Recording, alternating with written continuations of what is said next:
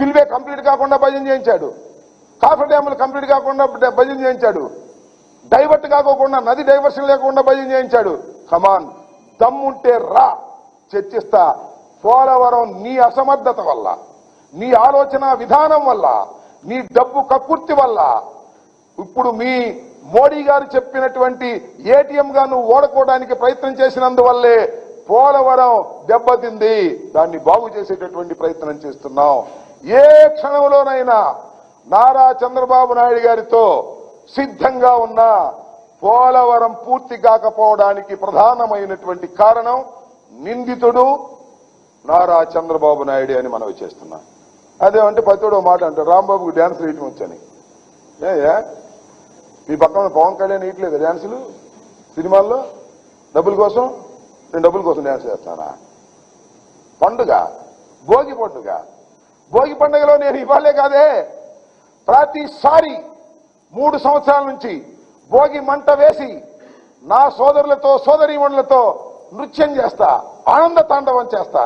దాన్ని పట్టుకుని రాంబాబు డ్యాన్స్ చేస్తాడు, రాంబాబు పండక్కి డ్యాన్స్ చేస్తాను తప్ప పొలిటికల్ గా డ్యాన్స్ చేసే స్వభావం నాకు లేదు. చంద్రబాబు, నువ్వు పొలిటికల్ డాన్సర్వి. కాసేపు మోడీతో డాన్స్ చేస్తావు, కాసేపు సిపిఐ సిపిఎంతో డాన్స్ చేస్తావు, కాసేపు పవన్ కళ్యాణ్తో డాన్స్ చేస్తావు.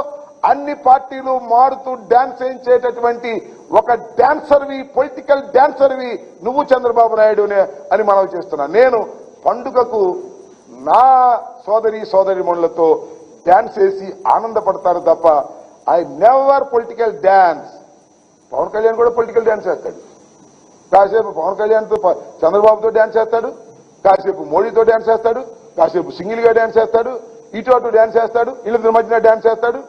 ఈ రకంగా మీరు డాన్స్ వేసేవాళ్ళు, నేను భోగికి మాత్రమే డాన్స్ వేసేవాడిని. దాన్ని చూసి డాన్స్ చేస్తాడు, మీ మంత్రి డాన్స్ చేస్తాడు. అసలు మంత్రి అంటే ఏమిటో తెలుసా అంటున్నాడు. ఏమో మంత్రి అంటే ఏంటో మాకు తెలియదు, చెప్పు. మీ అబ్బాయికి బాగా తెలిసామో, నీకు మీ అబ్బాయికి. నీకు ముఖ్యమంత్రి ఎలా వచ్చిందో మాకు తెలియదు. మీ మావ దగ్గర నుంచి కొట్టే సంగతి ఎన్ని చెప్పుకోవాలా? అన్ని రాష్ట్ర ప్రజలకు తెలుసు. అందుకని నువ్వు ఈ దెబ్బతో తెలుగుదేశం దివాళా తీయబోతుంది. మళ్ళా తెలుగుదేశం చరిత్రలో కనపడదు, బీజేపీలోకి సర్దుకుంటుంది. ఇది అందరికీ తెలిసినటువంటి విషయమే. ఈ రాష్ట్ర ఎన్నికల తర్వాత జగన్మోహన్ రెడ్డి గారు ముఖ్యమంత్రి కాబోతున్నారు. ఆ ముఖ్యమంత్రి అయిన తర్వాత చంద్రబాబు నాయుడు గారు వెళితే జైలు కన్నా వెళ్తారు, లేకపోతే మోడీ గారి పార్టీలో విలీనమైనా చేస్తాడు. ఇవాళ నేను చెప్పాను.